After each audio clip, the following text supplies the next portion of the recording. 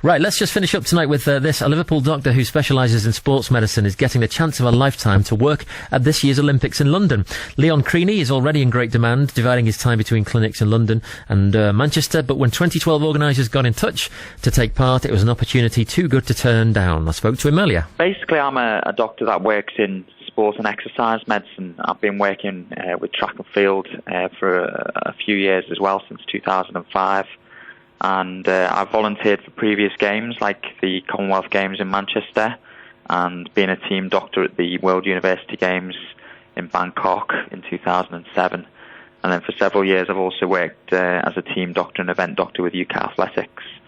So when the call came out for volunteers, I volunteered and was selected to work at the track.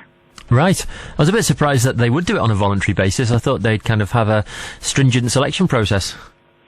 Yeah, no, everyone who's volunteering is a fully qualified sports physician, but they're never paid positions at these multi-sport games. They're always voluntary. I see. Yeah. So, okay, what will your role be then? What will you be doing?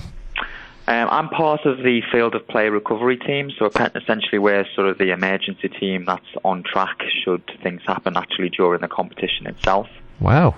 That's pretty high profile, isn't it? So if Usain Bolt goes down with the hamstring, you'll be there, will you? Rubbing him down. Be myself and my colleagues, that's right, yeah. So yeah, I mean, I guess these athletes are primed, aren't they, and at the peak of their powers physically.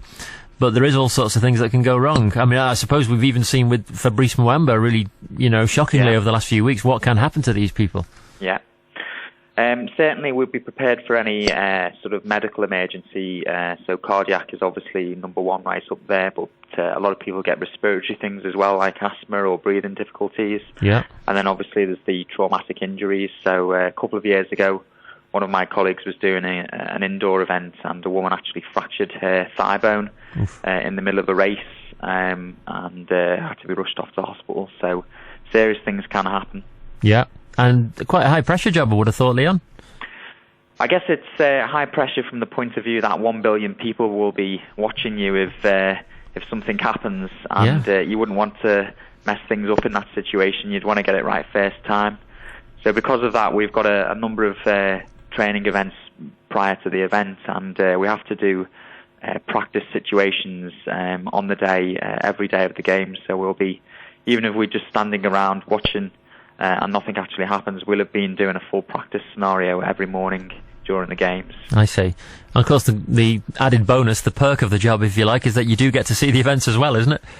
Yes, that is certainly a perk of the job. I'd actually bought tickets myself and had tickets for the men's 200-metre final. Oh, really? Great one. I guess I'll be there anyway. Simon Hoban, BBC Radio Merseyside. Good for him, Leon Creaney there. Local doctor who's going to be trackside at the Olympics. Now, just to clear up just a couple of other